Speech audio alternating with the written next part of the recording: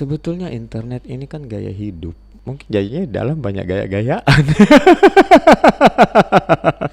Hari ini sangat mudah orang terkenal. Tapi sangat mudah juga hilang. Terus apa standar orang untuk dibilang selebgram? Followers. Kan followers bisa dibeli. Are you ready? Alright baby, time is yours. Karere industri film di kota Makassar, atau mungkin berbicara industri film secara nasional, di tengah pandemi seperti ini, masih mampukah bertahan? Saya bilang mampu. Alasannya? Karena film sendiri tidak akan hilang. Oke. Itulah, film itu tidak akan pernah hilang. Karena film adalah pencapaian budaya tertinggi kan. Di dalamnya sudah mencakup semua. Di dalamnya ada musik, ada puisi, ada pantun, ada semua dalam dialog-dialog film. Kan ada gambar, ada. Itu tidak akan hilang. Tidak akan hilang. Karena semua pencapaian budaya akan menuju ke sana. Jadi industri film ini akan tetap ada. Tetap ada. Dan Makassar kelihatannya akan jauh lebih semarak menurut. Makassar akan tetap siap di antara semua kota-kota. Maka sampai hari ini film di Makassar lah yang begitu murni pertumbuhannya, murni ide-ide daerahnya. Itu hanya Makassar. Bandung oke, tapi Bandung kan musik. Kalau film Makassar. Dan perlahan berkiblat ke kita lah semua gitu loh. Akan berkiblat ke kita. Jakarta tidak bisa kita bilang dia kota Jakarta sendiri. Jakarta banyak film, tapi dia yang cerita tentang Betawi kan berapa? Betul. Tapi coba film Makassar, ceritanya Makassar semua gitu. Dan itu menjual Kak, cerita daerah itu. Menjual.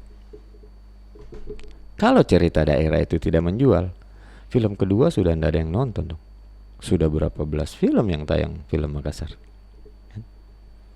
Dan orang Makassar senang nonton dengan film Makassar. Punya market. Ini kan ada gula ada semut kan. Persoalan market ya. Persoalan market. Orang mau kita buatkan. Iya, akan mati industri ini kalau tidak ada yang nonton, kan? Tapi karena ada yang nonton, industri ini hidup terus. Gitu. Jadi kalau ke depan akan bagaimana dunia filmnya Makassar akan tetap hidup karena penontonnya selalu ada dan film ini akan selalu ada. Gitu loh. Entahlah nanti terganti bentuk pertunjukannya, mungkin nanti sudah zaman hologram atau apa, tapi itu kan tetap film. Gitu loh. Itu akan tetap ada. Kandah industri digital. Ya. Sepertinya memang akan mengalahkan industri konvensional. Saya mengalami itu.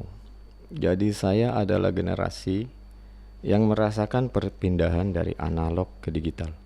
Anda alami transisinya kan? Saya alami transisinya. Dari kaset ke CD, dari CD ke MP3. Kan gitu. Itu saya alami semuanya. Saya alami bekerja di situ. Betul. Saya alami rasanya loncatan-loncatan teknologi. Itu saya betul-betul merasakan. Rasakan sekali. Iya. Dari dulu kita ngedit pakai pita, kan? Ngedit iklan radio pakai pita. Betul deh. Terus dari dulu kita sering rekam lagu di kaset kosong, itu saya rasakan semua. Alat juga. Alat. Dari yang besar sekali. Equipmentnya yang dari DJ yang kita pakai turntable, gitu. Sekarang pakai. Berkembangnya luar biasa. Memunculkanlah ini industri digital beberapa profesi kan dah. Kreator, influencer, selebgram, tiktokers, ada tiktokers, facebookers, youtubers, iya. Saya tidak mau giring ke Kanda untuk secara nasional. Saya mau bicara soal Makassar saja kan.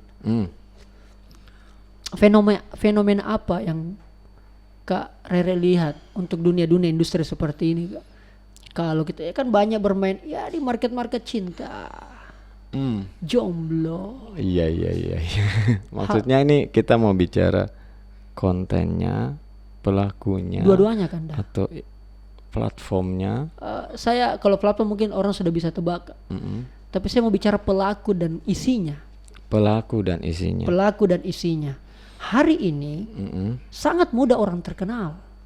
Tapi sangat mudah juga hilang. That's why I mean. Faktor isi mungkin menjadi penentu. Iya. Faktor packaging ada di sana.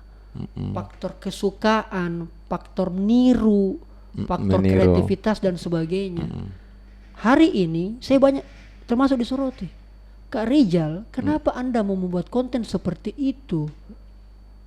Kritik, bersuara, vokal. Iya.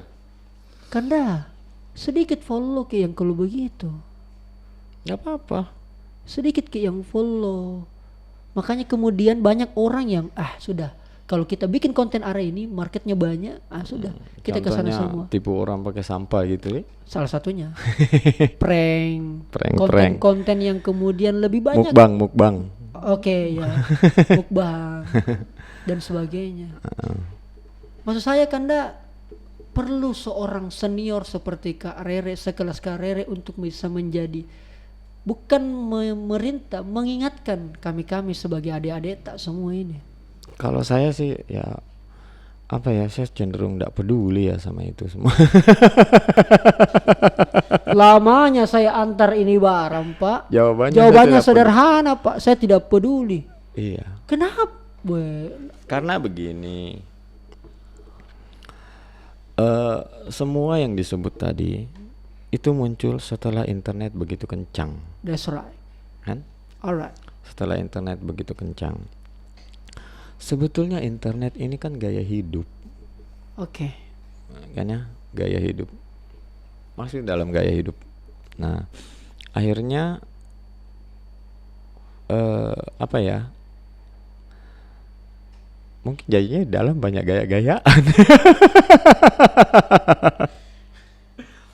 Pamer. Tidak, akhirnya di dalamnya jadinya apa ya? Internet itu kan medsos itu kan sesuatu yang kita lihat sepintas gitulah, kita tidak bisa lihat dalamnya, itulah akhirnya banyak hal-hal palsu. Kan hal-hal palsu karena kita hanya melihat tampilan atasnya saja, kita tidak bisa mengukur dalam-dalamnya kualitasnya. Akhirnya ya seperti itu, kita berhadapan dengan sesuatu yang mungkin terlalu ringan ya, karena tidak dalam itu tadi, tidak dalam. Jadi yang terlalu ringan jadinya. Nah, yang ringan-ringan ini ada yang apa ya, yang menangkap momentum itu gitu.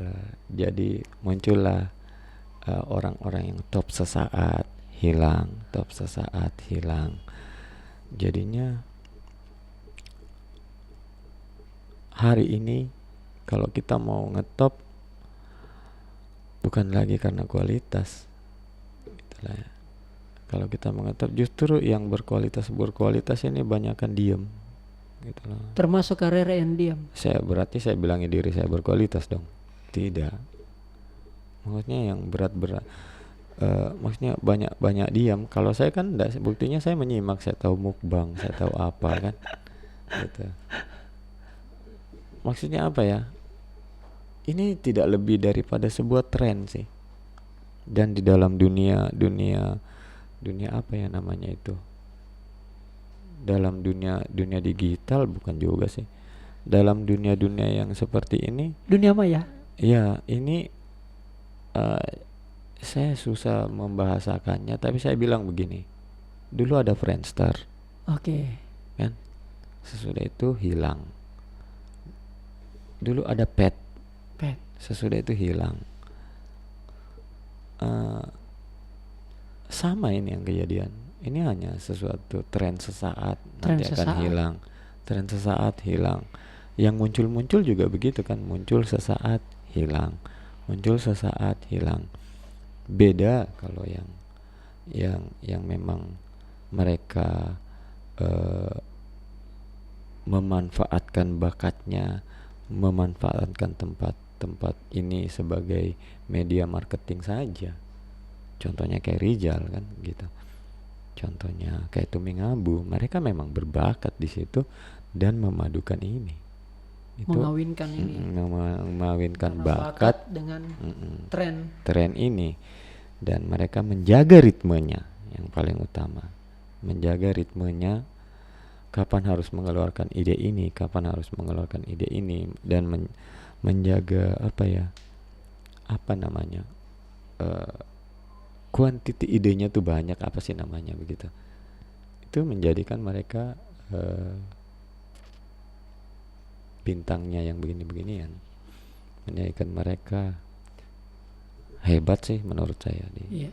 di dunia kita. Tapi ini semua punya ada masanya, Ada masanya kayak. ada masanya, dan ini setiap masa ada orangnya gitu. Nah, ini seperti itulah tentang selebgram ini. Iya, karena seperti yang kita tahu semua Kak, bahwa memang media sosial, dunia digital itu adalah empowering people, dapat menggerakkan orang. Betapa banyak kemudian orang menjadi relawan hanya karena gerakan hashtag di media sosial. Orang kemudian berlomba-lomba Ya, terinspirasi. tapi itu kan hanya di awal. Oh, hanya di awal itu Kak. Ini hanya sesuatu yang di awal. Contohnya, Masuk tren kayak juga itu Kak. iya, Hanya untuk saya. kepentingan pengakuan misalnya. Itu makin lama hal-hal seperti itu di media sosial akan garing. Makin lama akan membosankan. Contohnya, karena kan begitu-begitu terus. Begitu-begitu terus. Nah, Bahkan orang bisa menebak. Contohnya, karena pertama dulu ingat nggak ada peristiwa hashtag pertama kali itu begitu ngebumnya zaman SBY, ada orang KPK. Buaya cicak. Iya itu sampai hashtag itu begitu. Nah itu kan karena pertama kali. Setelah itu ada lagi kan sudah tidak terlalu itu. Itu kan hanya tren sebetulnya.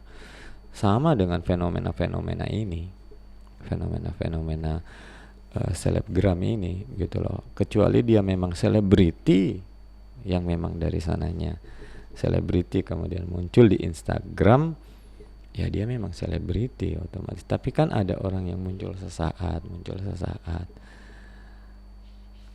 itu pasti ya akan cepat hilang juga. Akan cepat hilang. Iya.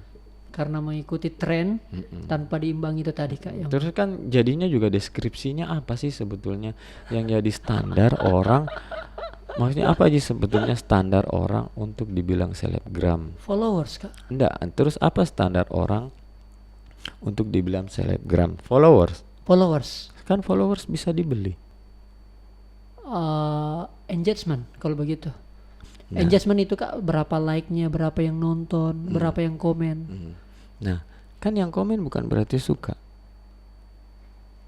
Bisa saja dia maki-maki kayak kemarin Rini. Ya. Siapa? YouTube-nya memang nomor 1. Iya. Tapi kan isinya maki-maki semua. Gitu loh.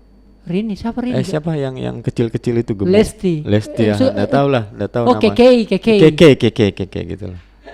Itu tetap nomor 1. Rini, Lesti, Keke. Keke boneka itu. Boneka, aku gitu. bukan boneka. Iya, itu kan begitu. Jadi begitu Kak ya. Jadi terus apa ukurannya itu? Apa ukurannya menjadi selebgram? Sekarang kalau misalnya menipu orang dengan ngomong dengan sampah itu yang bencong dikasih sampah, dia jadi tren. Kan dia jadi selebgram. Apa hal negatif begitu yang jadi patokan orang sebagai selebgram? Kan tidak juga. Kan bingung kita bingung. Kalau karena karya bagus misalnya dia jadi selebgram, ya wajar. Ya. Tapi kalau karena hal-hal seperti itu dia jadi selebgram, bagaimana dong? Gitu loh. Terus ini sebetulnya bidang seni bukan sih ini? Itu Kak. Mereka ini seniman, pekarya atau apa sih gitu loh. Kalau seniman, seninya di mana gitu. Ya kan? Maksudnya kan bingung kalau mukbang makan angin itu yang like banyak, yang komen banyak, kan kita bingung. bingung saya sama ini. Iya. Makanya saya bilang saya tidak peduli sama yang begitu-begitu. Nggak jadi. peduli. Karena terlalu banyak deskripsinya. Terlalu banyak deskripsinya. Terlalu banyak deskripsinya bahwa dari sisi ini bisa top jadi selebgram, dari sisi ini bisa top jadi selebgram atau artis dunia maya kan. Jadi bingung kita mau mengkategorikannya bagaimana. Terakhir kan dah, pemerintahan yang baik menurut Kak Rere Artotonik. Pemerintahan yang baik. Pemerintahan yang baik. Kenapa jadi ke politik? Saya ingin menutup closing segmen ini dengan itu, Kak. Anda sudah banyak bersentuhan. Kak Rere sendiri bilang, saya sudah berapa kali menangkan orang. Dan tentu menjadi pemerintah yang Anda menangkan. Pemerintahan yang baik menurut Rere Artotonik. Jawabannya mau yang simple atau yang atau yang filosofi? Simple filosofi, padat, Kak. Saya butuh yang padat. Dan ini harus ditegas, di stressing. Ini bagian closing. Oleh-oleh sebelum orang masuk ke pesta politik. Pemerintahan yang baik adalah yang mendengarkan. Dia mendengarkan semua omongan orang bawahnya, masyarakatnya. Pemimpin yang baik adalah yang memikirkan orang yang dia pimpin. Gitu. Maka untuk mengukur pemimpin yang baik, lihatlah hasil orang-orang yang dia pimpin. Kalau orang-orang yang dia pimpin sukses, pemimpinnya yang sukses. Begitu. Terima kasih banyak Rere Artotonik. Semoga kita bisa berjumpa lagi Kanda. Insya Allah. Di karya-karya yang lain. Maaf waktunya bisanya jam begini. Tidak ada masalah karena justru jam-jam beginilah. Jam-jam begini jerawat muncul. Iya. Sunyi kan Kanda? Sunyi. Sunyi. Jalanan sepi. Sepi itu momentum indah menurut saya. Dan diskusi kita ini kan tidak perlu kita teriak-teriak. Ya. Tenang, dalam. Insya Allah berkualitas. Insya Allah. Semoga bermanfaat untuk orang. Maksudnya karena kan menonton diskusi itu yang tidak enak kalau menggurui. Tapi diskusi itu akan asik kalau kita merasa kita bagian dari hal yang didiskusikan. Saya pernah merasakan itu. Saya pernah merasakan ini. Oh, gini. Itulah tadi berusaha kita giring ke situ Kanda. Karena banyak yang merasakan. Alhamdulillah. Cuma ya setidaknya ini tidak maksud mengubah. Semoga orang tidak menganggap lagi saya sombong. Amin ya rabbal alamin. Alright, time is over.